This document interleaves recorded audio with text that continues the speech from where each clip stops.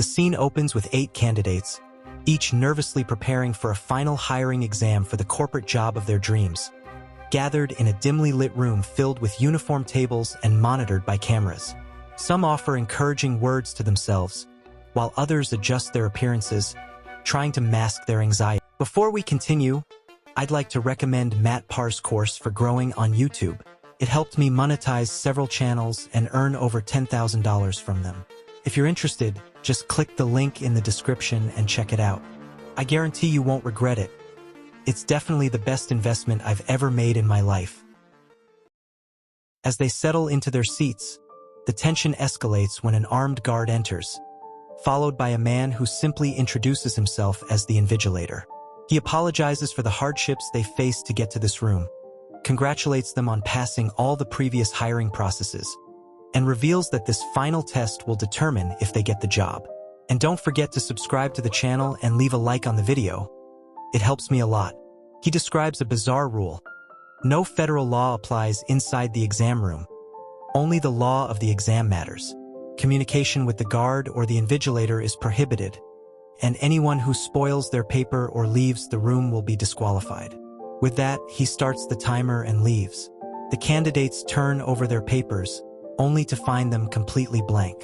The room fills with confusion as the candidates try to understand the situation. Number 2, thinking she's cracked the code, starts writing why she deserves the job, only to be quickly expelled for spoiling her work. Realizing they can talk to each other, Number 5 suggests they work together to discover the hidden question. They assign nicknames to each other based on appearances to maintain anonymity.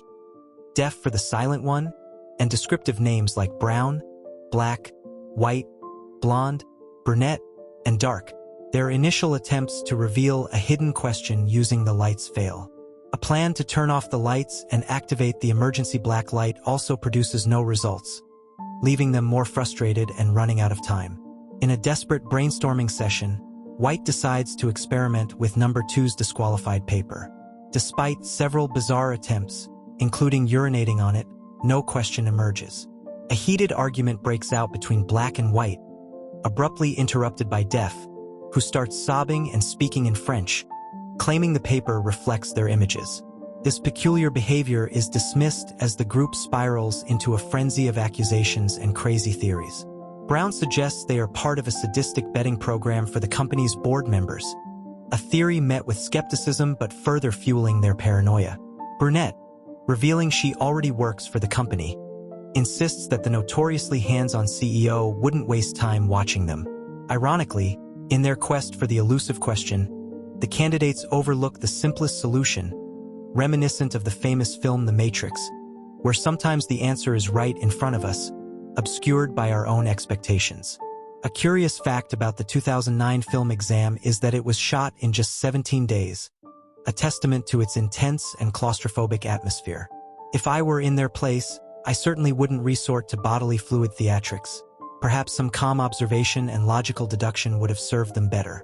Tension mounts as the candidates share their experiences. Brunette reveals she applied for a senior position in the company, while White admits he was headhunted. Curiously, none of them know anything about the mysterious company they're competing to work for, BioRog, a multimillion-dollar pharmaceutical giant known for curing a pandemic a few years ago. Black speculates that the company might have found a cure for a new deadly disease, sparking interest from Dark and suspicion from White. In an ironic twist, Dark denies being infected and distracts everyone by grabbing a lighter from the guard to trigger the sprinkler system, hoping the water might reveal the hidden question. Unfortunately, they end up drenched and still clueless. White's betrayal becomes evident when Dark is dragged out for using his own paper in the futile water experiment. The group then discovers that the lights are voice-activated when Black's frustration accidentally plunges them into darkness. White, always the shrewd player, intimidates Deaf into tearing up and eating his paper, leading to Def's disqualification. Now only 5 candidates remain. White claims to know the question but refuses to disclose it, resulting in a heated confrontation where Black knocks him out and ties him up. Upon regaining consciousness, White pleads for medication, claiming he has the virus. The group's search for the pill leads to Brunette's disqualification, but not before Blonde retrieves it and saves White, who then reveals that the candidates themselves are the answer to a question that doesn't exist.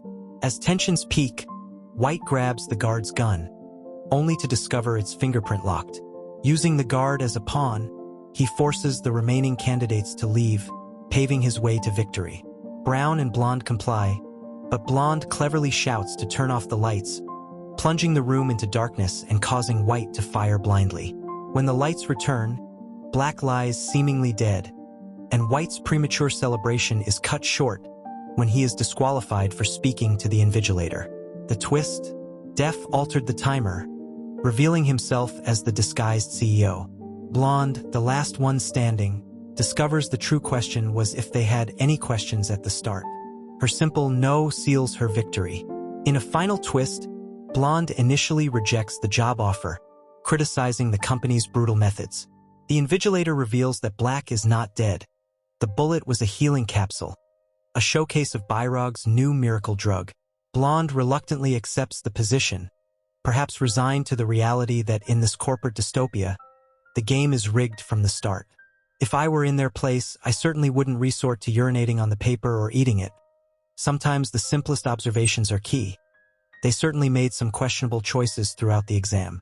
The film explores themes of corporate ethics, group psychology, and the extremes people go to for success, something I appreciated while watching it as I wrote the script.